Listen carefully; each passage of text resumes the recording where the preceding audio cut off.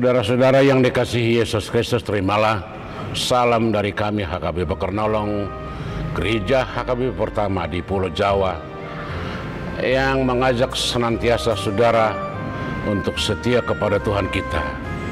Dan sebelum kita beristirahat malam, kami menyapa saudara dalam renungan malam Salom. Dan mari kita mulai dengan berdoa. Bapa yang Maha Agung di dalam Yesus Kristus Tuhan kami, terima kasih atas penyertaan Tuhan sepanjang hari ini. Dalam seluruh pekerjaan kami, kegiatan kami, gerak kehidupan kami. Berkati kami dan berkati apa yang kami kerjakan, dan berkati kami malam ini. Biarlah Roh-Mu senantiasa bersama-sama dengan kami. Secara khusus, biarlah Roh-Mu mengajar kami memahami firman-Mu. Di dalam Yesus kami berdoa. Amin.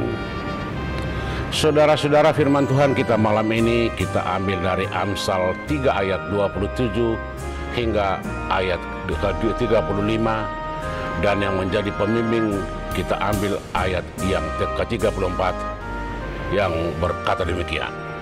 Orang yang bijak akan menerima mewarisi kehormatan, tetapi orang yang bebal akan menerima cemooh.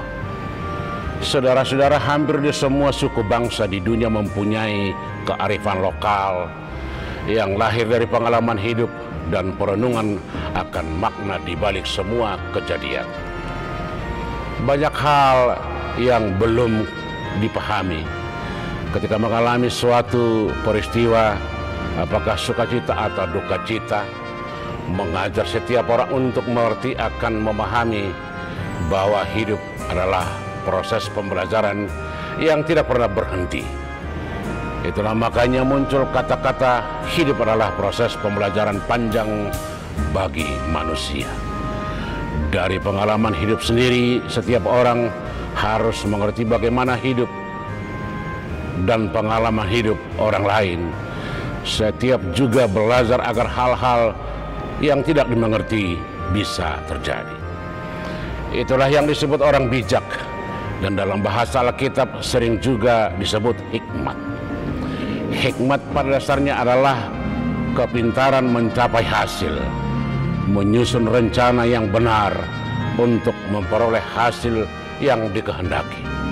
Dalam bahasa sederhana, kemampuan melakukan apa yang diketahui, sebab banyak orang pintar atau pandai tetapi tidak mampu menerjemahkannya dalam hidup sehari-hari. Ambil contoh sederhana, semua orang tahu bagaimana hidup sehat, tetapi sedikit orang yang mampu melakukannya, dan itu masih dalam hal kecil. Tetapi hikmat atau bijak ada dalam setiap hati pusat dan keputusan moral dan intelektual. Secara khusus kata bijak atau hikmat semakin dikembangkan dalam Alkitab, khususnya Amsal ini menyangkut kehidupan, yakni pengetahuan tentang jalan-jalan Allah dan menerapkannya dalam hidup sehari-hari. Gabungan antara pengertian dan kebelas kasihan menghubungkan hikmat dan pengetahuan akan Allah.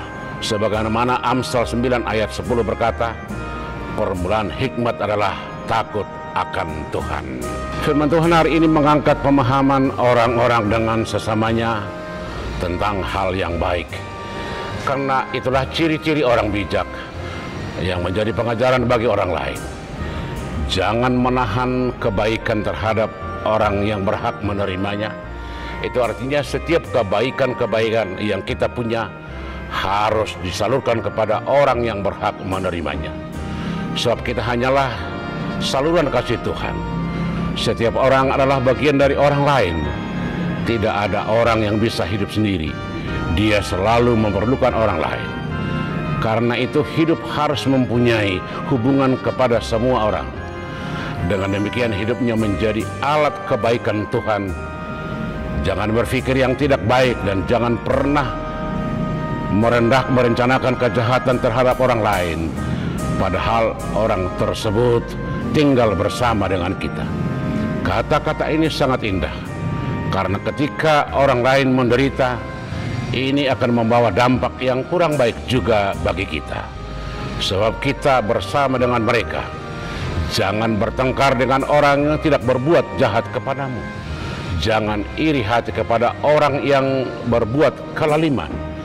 Melalui semua kata-kata ini, bagaimana pengetahuan dan pengertian dihadapkan dengan persoalan hidup sehari-hari.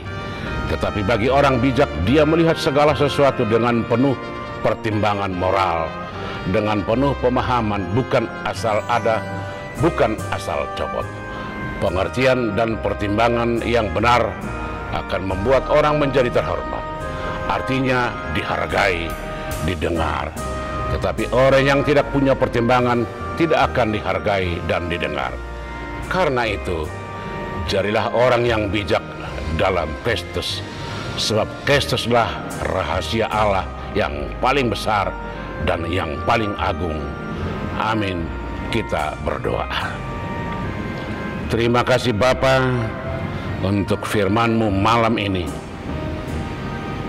yang mengajar kami supaya semakin bijak dalam kehidupan sehari-hari, untuk bertindak, bekerja seturut dengan Roh-Mu, agar kami menjadi berguna bagi semua orang. Terima kasih Bapa di surga, di dalam Yesus kami berdoa. Amin. Anugerah Tuhan kita Yesus Kristus, kasih setia Allah Bapa, dan persekutuan dengan Roh Kudus kiranya menyertai saudara-saudara sekalian. Amin.